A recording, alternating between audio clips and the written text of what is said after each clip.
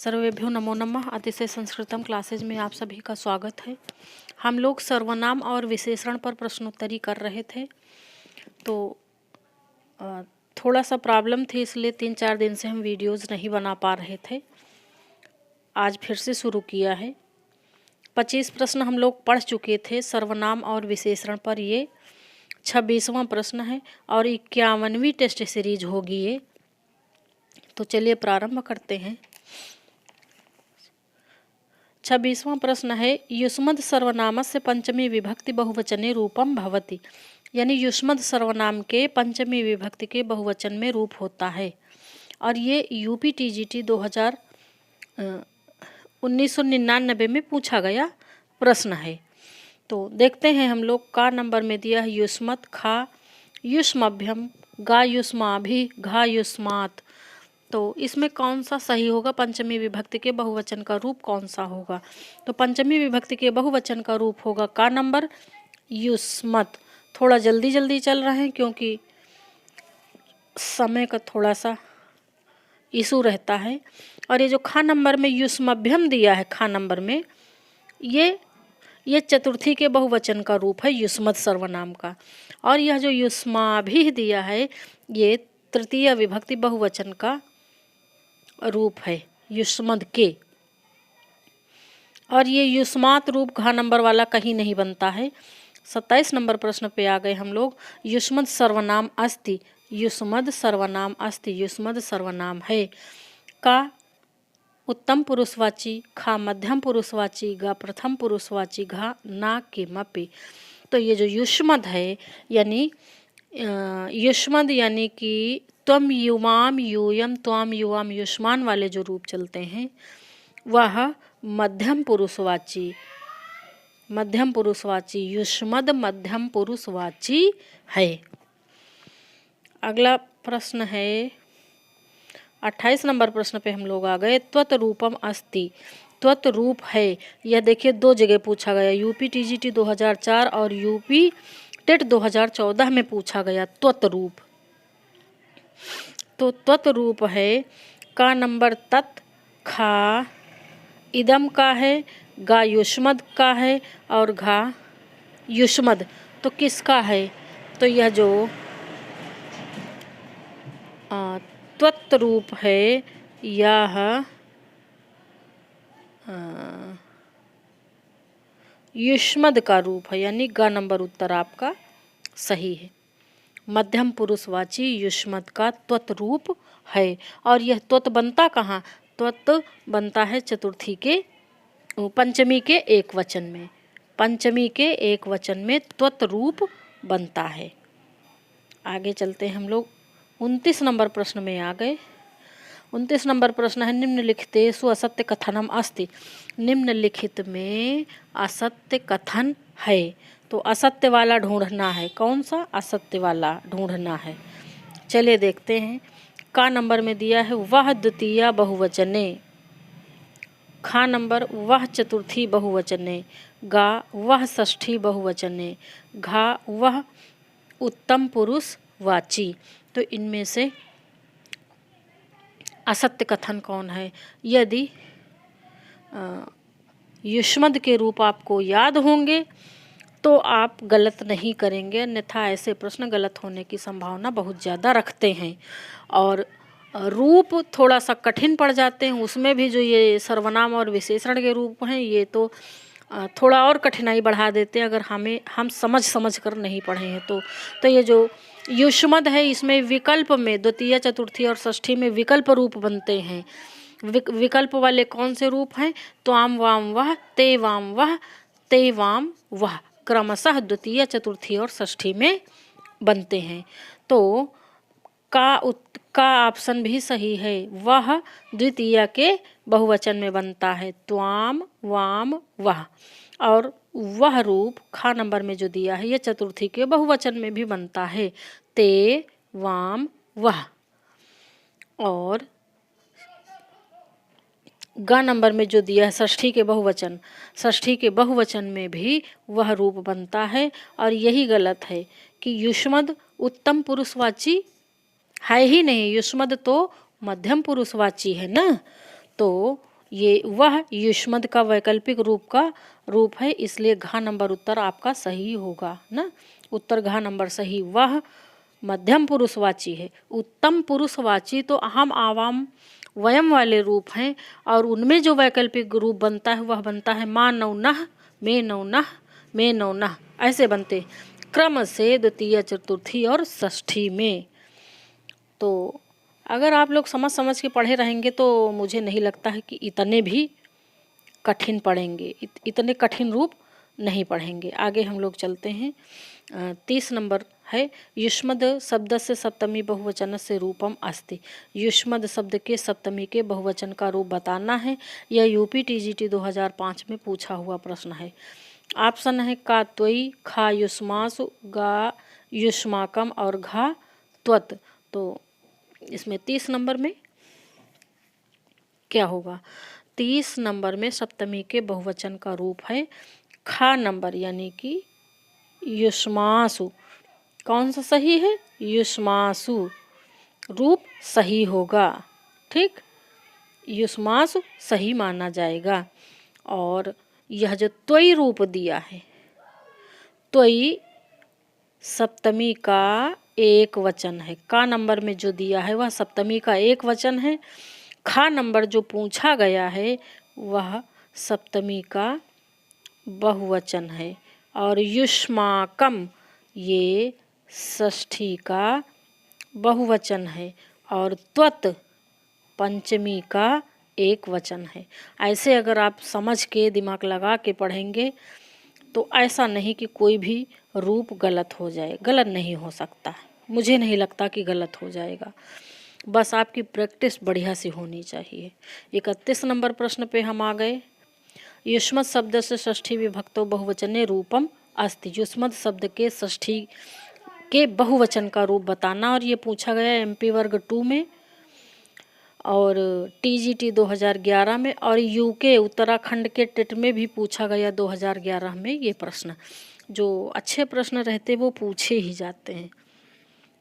तो क्या बताना है? षष्ठी का बहुवचन बताना। का नंबर युवयोः, खा युष्माकम, गा युष्मास, युषाम और घा नंबर युवाम। तो देखिए गा नंबर तो होगा ही नहीं, युषाम कोई रूप ही नहीं। षष्ठी बहुवचन में बनेगा युष्माकम, यानी कि खा नंबर उत्तर सही है, युष्माकम। और यह जो युवयोः है, युवयोः षष्ठी के द्विवचन में बनेगा। का नंबर वाला षष्ठी के द्विवचन में बनेगा और सप्तमी के दो वचन में भी बनेगा। युवयोः षष्ठी द्विवचन, सप्तमी द्विवचन। और युवाम कहाँ पे बनेगा? युवाम बनेगा प्रथमा द्वितीया के द्विवचन में। यह जो घा नंबर वाला रूप है ये प्रथमा और द्वितीया के द्विवचन में बनेगा। सारे ऑप्शन का क्लियर हम करते हुए चलते हैं ताकि ज़्यादा से ज़्यादा प्रैक्टिस रहेगी तो तैयारी बेहतर होगी। प्रश्नोत्तरी अच्छी लग रही हो तो प्लीज़ लाइक करें, शेयर करें, सभी को इसका फ़ायदा मिले। प्रश्न नंबर 32, षष्ठी एक वचन से, ये वाह है, षष्ठी एक वचन से रूपम अस्ति। षष्ठी के एक वचन का रूप है का तव, खाते, गाते त्वत, घाते तव। 32 नंबर। तो 32 नंबर में ते षष्ठी के बहुवचन का रूप पूछा जा रहा है ना। षष्ठी के बहुवचन में रूप बनेगा घा नंबर ते और तव। ते वैकल्पिक रूप तव बनता है और ये जो ते वाला है ये वैकल्पिक रूप है। तव युवयोः युष्माकम, यह रूप बनता है षष्ठी में और वैकल्पिक रूप इसका बनता है ते वाम वह। इस तरह से घा उत्तर आपका सही है। आगे चलते हैं। 33 नंबर प्रश्न पे आ गए हम लोग। द्वितीया एक वचने युष्मद शब्द आदेशो भवत। देखिए ये भी नए प्रकार का प्रश्न है। द्वितीया के एक वचन में युष्मद को क्या आदेश होता है? तो द्वितीया के एक वचन में क्या आदेश होता है? रूप पढ़ेंगे पता चल जाएगा। द्वितीया के एक वचन में जो भी आदेश होता, का वाम, खा नौ, गा त्वाम, घा न। तो इसमें द्वितीया का इसमें रूप चलाएंगे युष्मत का, त्वम युवाम यूयम त्वाम। द्वितीय एक वचन कह रहे हैं ना, द्वितीय एक वचन है त्वाम। इस तरह से सही उत्तर है आपका गा नंबर। द्वितीय के एक वचन में हमें त्वाम मिल गया ना, तो हम आगे क्यों जाएं। आगे चलते हैं हम लोग 34 नंबर प्रश्न पे आ गए। प्रश्नोत्तरी अच्छी लगे तो प्लीज़ लाइक अवश्य करें। युष्मद् सर्वनाम रूपेषु वाम पदस्य आवृत्ति कतिवारं भवति। युष्मद् सर्वनाम के रूप में यह जो वाम पद आया है, इस पद की आवृत्ति कितने बार होती है। का एक वारम, खा द्विवारम, गा त्रिवारम, घा चतुर्वारम। तो ये जो वाम पद है ना, इसकी आवृत्ति त्रिवारम। अच्छा, त्रिवारम कैसे, अब हम इसको सिद्ध भी कर देंगे 34 नंबर में। तो युष्मद वाला रूप देखते हैं। तो ये जो वाम है ना, वाम भी वैकल्पिक है। एक बात आप लोग एकदम रट लें, अस्मद में द्वितीया, चतुर्थी और षष्ठी में वैकल्पिक रूप बनता है क्रम से माँ नौ नह, में नौ नह, में नौ नह। और युष्मद में भी द्वितीया, चतुर्थी और षष्ठी में तीनों वचनों में वैकल्पिक रूप बनता है त्वाम वाम वह, ते वाम वह, ते वाम वह। तो इस तरह से यह जो वाम पद आया है, ये वैकल्पिक रूप वाला रूप है। तो इसकी आवृत्ति द्वितीया, चतुर्थी और षष्ठी के द्विवचन में हुई है। इस प्रकार यह 3 बार इसकी आवृत्ति हुई है, ऐसा समझेंगे। 35 नंबर प्रश्न पे हम लोग आ गए। युष्मद शब्द से सप्तमी एक वचन से रूपम भवति। यह पूछा गया है आरपीएससी 3rd ग्रेड में 2013 में। और ये सारे रूप यूपीटीजीटी में भी, पीजीटी में भी पूछे जाते हैं। का, तव, खा, तस्याम, गा, युष्मद, घा, त्वयी। तो 35 नंबर में कौन सा उत्तर सही होगा। सप्तमी के एक वचन में, सप्तमी का एक वचन है घा नंबर, त्वयी, त्वयी, त्वयी युवयोः युष्मासु, ऐसे सप्तमी वाला पूरा चलेगा। और यह जो तव है, यह तव षष्ठी के एक वचन का है। किसका है? षष्ठी के एक वचन का है। तस्याम नहीं बनेगा, युष्मद भी नहीं बनेगा। तो इन सभी बातों का ध्यान रखेंगे। आगे चलते हैं हम लोग आगे 36 नंबर पे। 36 नंबर प्रश्न में माँ रूपम अस्ति, यह भी वैकल्पिक रूप है। माँ वैकल्पिक रूप है। माँ रूपम अस्ति। का अस्मद, खा युष्मद, गा तद, घा एतद। तो अभी हमने जो वैकल्पिक रूप बताए थे अस्मद और युष्मद के द्वितीय, चतुर्थी और षष्ठी के तीनों वचनों में जो रूप बनते हैं, तो अस्मद वाला रूप है ये। कौन वाला? अस्मद वाला।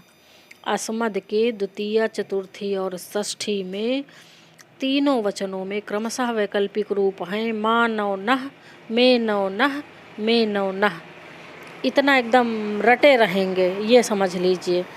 फिर है 37 नंबर प्रश्न है तव रूपस्य संबंधे असत्य कथनम असत्यम अस्ति। थोड़ा हम जल्दबाजी में रहते हैं ना, इसलिए जुबान फिसल जाती है।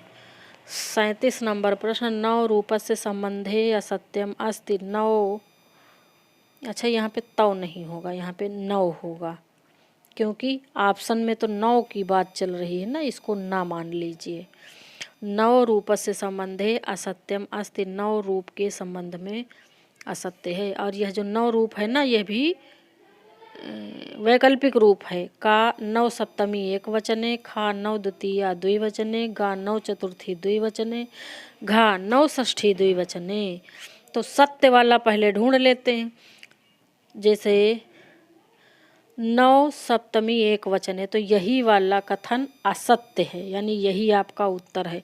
नौ सप्तमी के एक वचन में नहीं होता है, सप्तमी के एक वचन में मई होता है। खा नंबर जो ऑप्शन दिया है 9, द्वितीया के एक वचन, द्वितीया के द्विवचन में 9 प्रयोग होता है। इसी प्रकार षष्ठी के द्विवचन में, इसी प्रकार चतुर्थी के द्विवचन में भी 9 वैकल्पिक रूप अस्मद का जो है प्रयुक्त होता है। आगे चलते हैं हम लोग 38 नंबर प्रश्न पर। 38वां प्रश्न है, युष्मद शब्द से चतुर्थी बहुवचन से रूपम अस्ति। युष्मद शब्द के चतुर्थी के बहुवचन का रूप है। ये यूपी टीजीटी 2010 में पूछा गया है। का तुभ्यः, खा वह, गा युष्मेभ्यः, घा युष्मेभ्यम, इसको यू कर लीजिए, युष्मेभ्यम। तो 38 नंबर प्रश्न का उत्तर क्या होगा? युष्मद शब्द के चतुर्थी बहुवचन का रूप है वह। क्या है? वह। क्योंकि चतुर्थी के बहुवचन का रूप है तुभ्यम। और अच्छा, चतुर्थी के बहुवचन का कहें तो चतुर्थी के बहुवचन का तुभ्यम नहीं है, तुभ्यम तो चतुर्थी के एक वचन का है। चतुर्थी के बहुवचन का रूप है युष्मभ्यम। युष्मभ्यम रूप कहीं दिया ही नहीं, वैकल्पिक वाला ये वह रूप दिया है, इसीलिए चतुर्थी बहुवचन का रूप यही होगा। बाकी ये सारे ही गलत हैं। ठीक, कौन सा रूप सही होगा? ये वह रूप सही होगा, चतुर्थी के बहुवचन में बनेगा। और संपूर्ण चतुर्थी में तुभ्यम, युवाभ्याम, युष्मभ्यम। वैकल्पिक वाले कौन से हैं? ते, वाम, वह। तो ये वह वाला यहाँ पे रूप रखा गया। विकल्प वाले बहुत रखे जाते, जो फेमस हैं वो नहीं रखे जाते। विकल्प बहुत रूप रखे जाते हैं, तभी गलत होता है, इसलिए विकल्प अवश्य पढ़े रहें। अस्मद शब्द से चतुर्थी बहुवचन से रूपम अस्ति। अस्मद शब्द के चतुर्थी के बहुवचन का रूप है। यूपी टीजीटी 2006-2004 में पूछा हुआ प्रश्न है। का मह्यम, खा आवाभ्याम, गा अस्मद, घा अस्मभ्यम।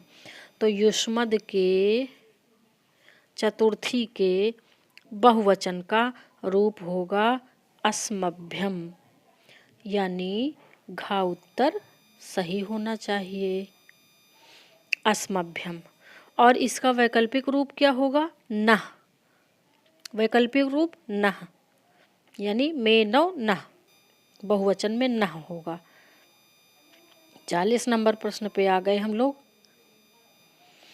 अस्मद शब्द से द्वितीय बहुवचन से विकल्पम अस्ति। 40 नंबर में अस्मद के द्वितीय के बहुवचन का विकल्प रूप बताना है।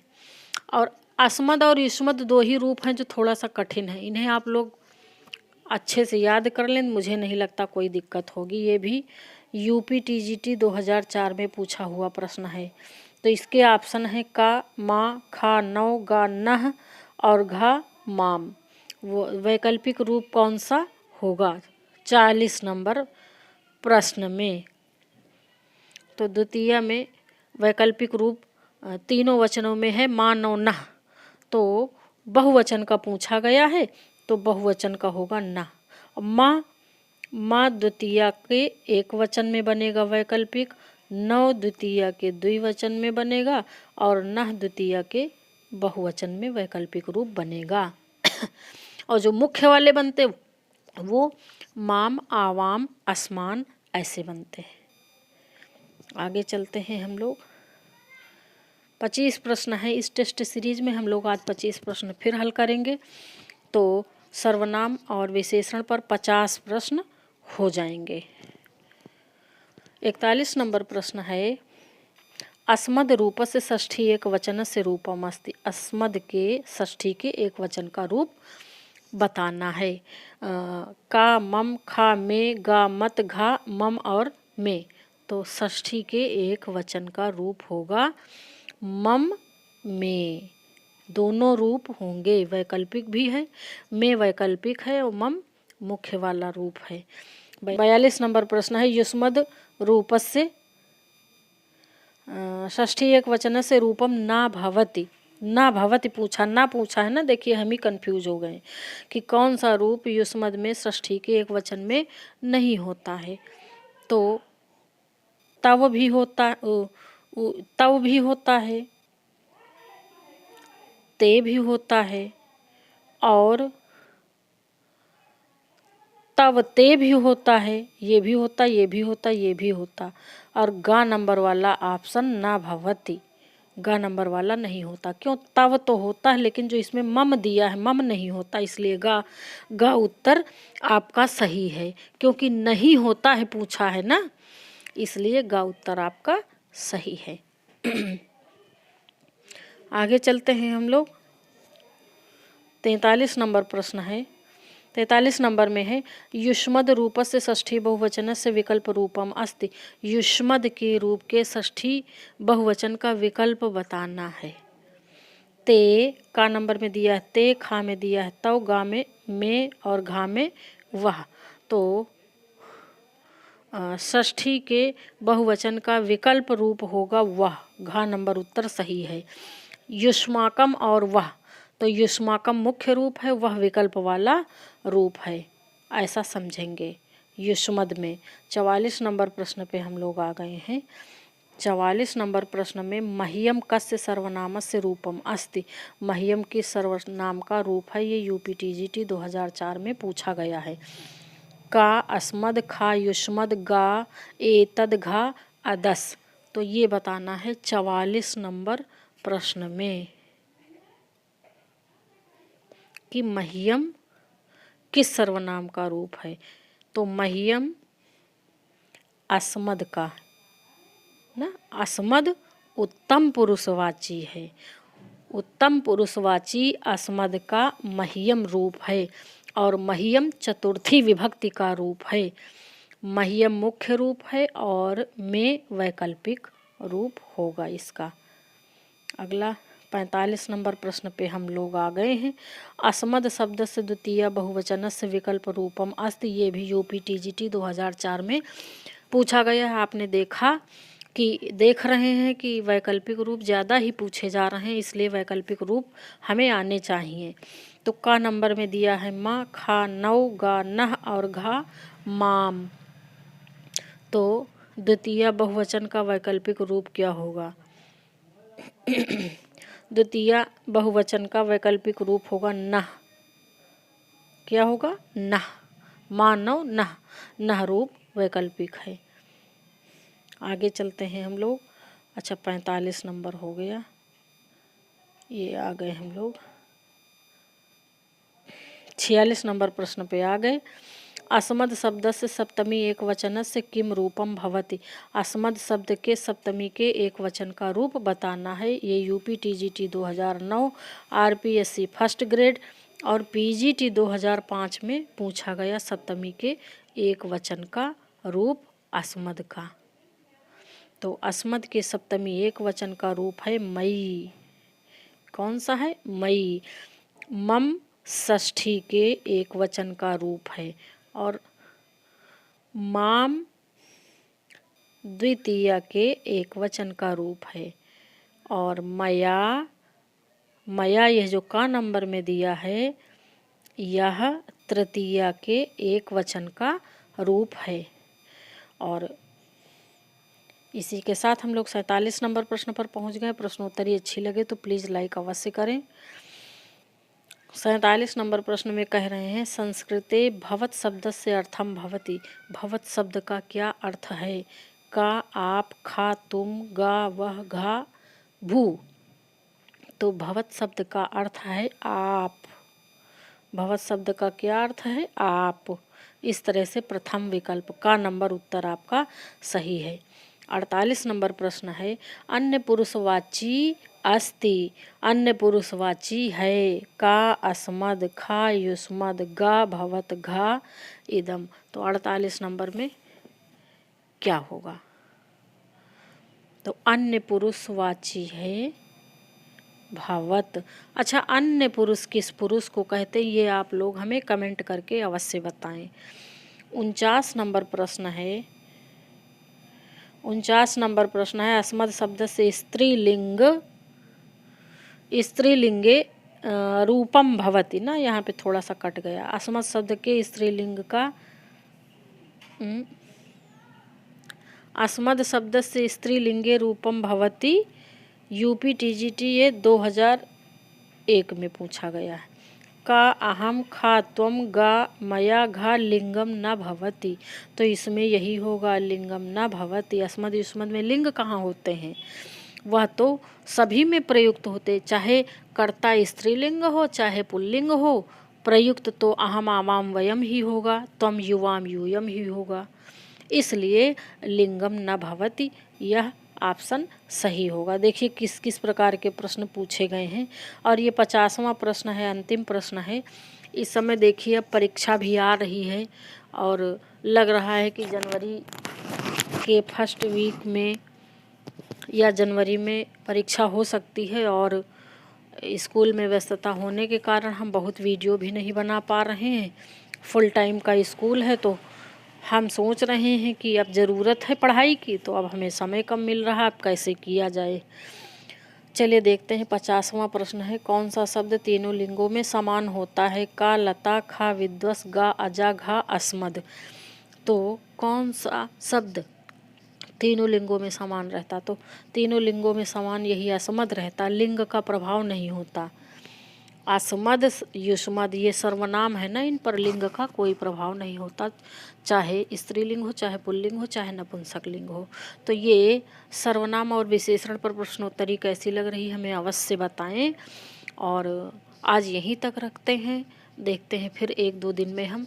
इस समय हम रेगुलर वीडियोस नहीं बना पाते हैं क्योंकि स्कूल में इतनी व्यस्तता रहती है, काम रहता है कि बना नहीं पाते हैं। लेकिन हमसे जितना होगा हम आप लोगों के लिए अवश्य करेंगे। आप लोग पढ़ते रहें, लगे रहें, ताकि इस बार परीक्षा में आप लोग सफल हो जाएं। आज यहीं तक रखते हैं। हमें सुनने के लिए धन्यवाद।